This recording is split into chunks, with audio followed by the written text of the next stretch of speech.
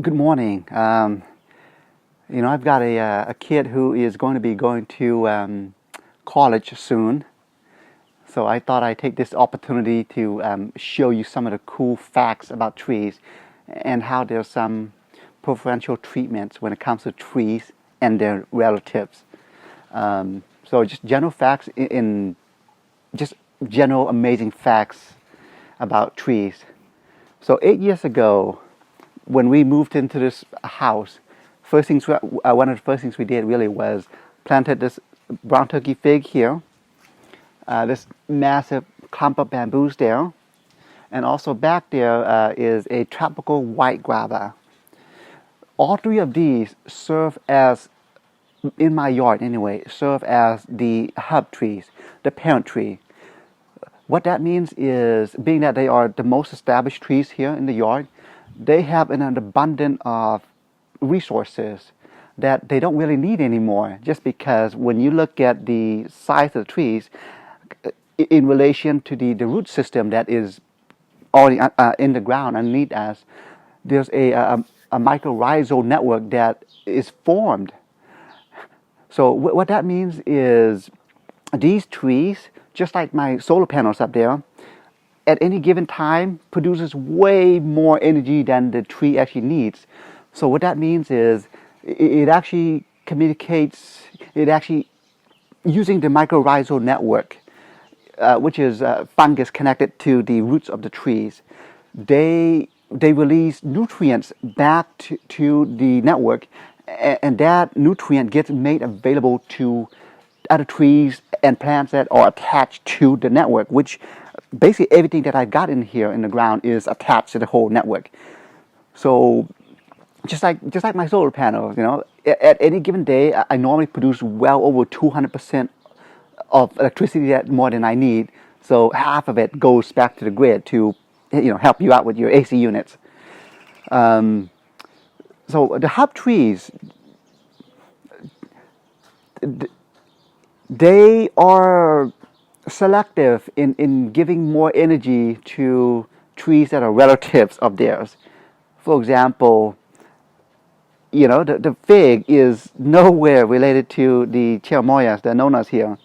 So if there's a fig tree nearby, we don't know how these things know, but they know that the trees are relatives of theirs. If there's not a fig tree nearby, that particular fig tree will get more nutrient than these cherimoyas. And wanted to show you too, when a tree knows that it's dying or is on the verge of death, it does something very cool in that it actually releases all of its nutrients, mostly nitrogen, to nearby trees. It does the most unselfish thing, and it just releases all those nutrients to the nearby plants and benefiting everything else nearby. We had an Asian pear tree here for a long time. We've since cut it down about maybe 3 years ago. But after we cut it down, the roots are still down there. But I did notice that trees that were planted nearby, they did really, really good. Also, another cool thing about trees and plants in general is they actually have memory, a form of memory, that is. So I wanted to show you this. See these two little fern plants here? These are Mimosa pudica plants, sensitive plants essentially. The cool thing about these is that if you touch the leaves, they think they're being attacked. An insect is eating them or something. So they actually fold the leaves and close the leaves off like that. This process, the process of moving and closing the leaves, it's actually very, very taxing on the plants, very resource intensive. So after a while of me touching it, it's not going to close its leaves anymore. So they've got some form of short-term memory. These particular plants have been known to retain their memory up to several weeks. I don't know what I did last week or 2 weeks ago, but these guys, they have a way of remembering things. So yeah, speaking of the mycorrhizal network, wanted to show you this. If you follow me back here. So again, the mycorrhizal network is mostly performed by fungus. Fungus attach themselves to the roots of the trees and plants, and in exchange, it provides nutrients to the trees and plants. And in exchange for that service, the trees give the fungus sugar, which it can't naturally produce. But I wanted to show you, though, this is what I mean by the mycorrhizal network. And of course, you've noticed this is all wood chip, about 1 foot's worth of wood chip at any given time. So each year I actually reapply it over and over again. But this is what I mean by the mycorrhizal network. I'm going to dig through it. This is a living organism. See these? This is wood chip, right? This is all mycelium, the little fine particles. It breaks these down, makes it available, makes the nutrient available to the nearby plants. I mean, this is really just, good stuff for the trees. So once you provide a good living area in your yard, your plants will benefit. When you put a new plant in the ground, it now gets the ability to get connected to your network, essentially, and draws nutrients and resources from your area, and which means it becomes easier and easier to grow tropical fruit trees. I mean, wax jambu growing in the ground, another one growing in the ground, papaya, of course, lychee, and of course longans, and mango, of course. But so just like the internet, okay, the mycorrhizal network, just like the internet, the World Wide Web, almost all the trees share resources, except there are also bad trees out there that want everything for themselves. Hackers, for example, on the internet. The black walnut tree produces a substance in their wood which basically makes it so where the nutrient is not made available to the nearby trees. It happens. There's mostly good guys, but then every once in a while there's a bad guy out there.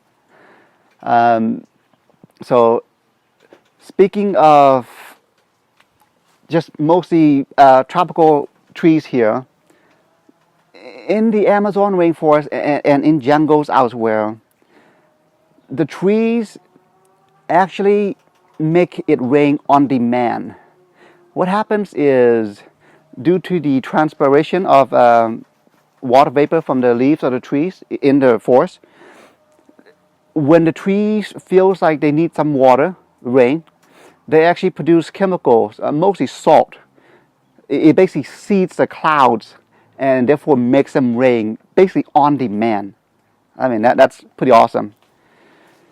So I wanted to show you in the front. I'll take the front, but I've got a couple more. You know what? Before we do that, I wanted also to kind of show you this too. So what I've talked about mostly is in-ground plants.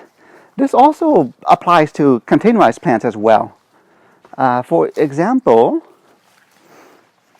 even though these two sourshops here aren't connected to my World Wide Web network here, so it's got its own form of mycorrhizal network in this container. And the mushrooms here, this is essentially the fruits of the fungus. I'm going to show you.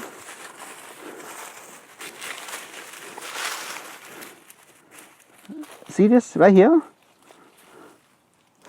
This is all mycelium. This is its own little bubble of mycorrhizal network right here in this container. And that's what's feeding the tree.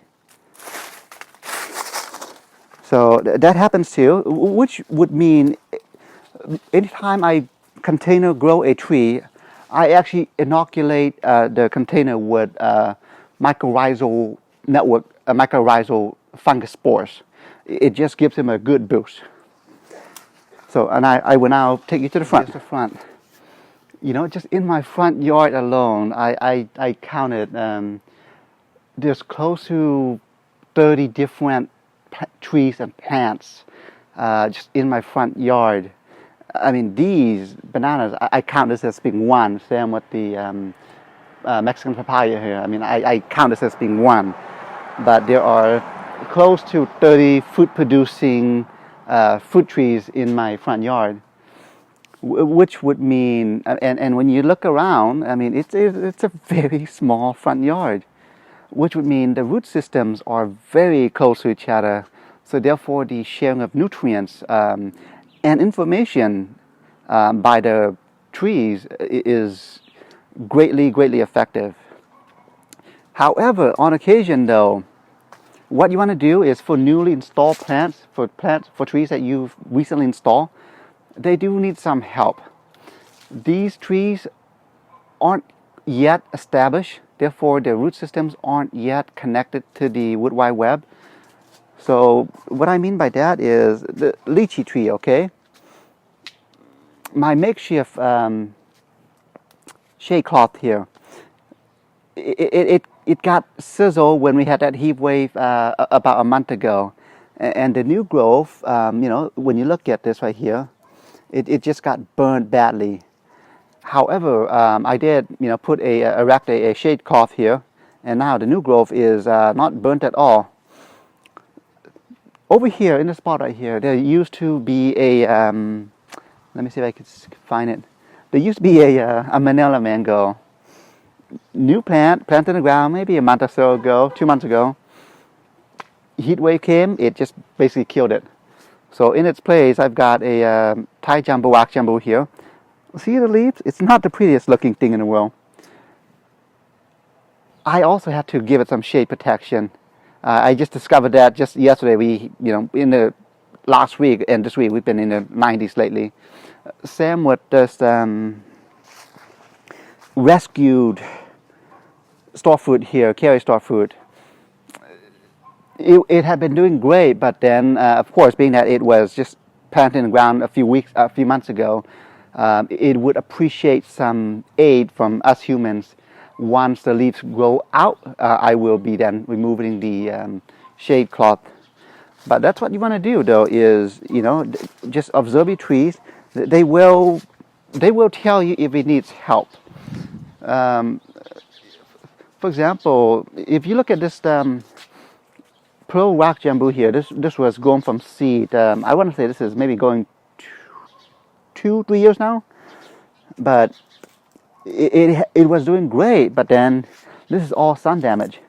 However, I'm not going to put any shade cloth on it because I want this guy to be acclimated, and I think it's doing well so far. Just because when you look at the new growth, I see very minimal damage when it comes to frost. So just in general, really one of the best things that you can do for your tropicals is mulch.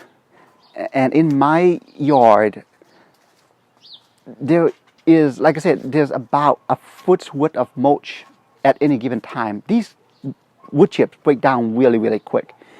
So every year what I do is I actually contact my local tree cutting company, tree service companies, and they actually drop off in my driveway like a big truckload of wood chip, all free of charge. Because what happens is it actually costs them money to dump it elsewhere. So they're more than happy to save some money, and also because the wood chip companies, tree servicing companies are nearby my area anyway, they're more than happy to stop by and just dump it off for me. So when you cover your ground with wood chip, you're encouraging the microorganisms, the worms, primary decomposers. I mean, they essentially live there. And in turn, you're encouraging the fungus, because fungus lives in wood chip, dead wood basically. I mean, that's how you see mushrooms, and that's how you get truffles. And that whole process just benefits the trees, and it's a very symbiotic relationship that the trees have with the organisms. So anyhow, all right, have a good morning.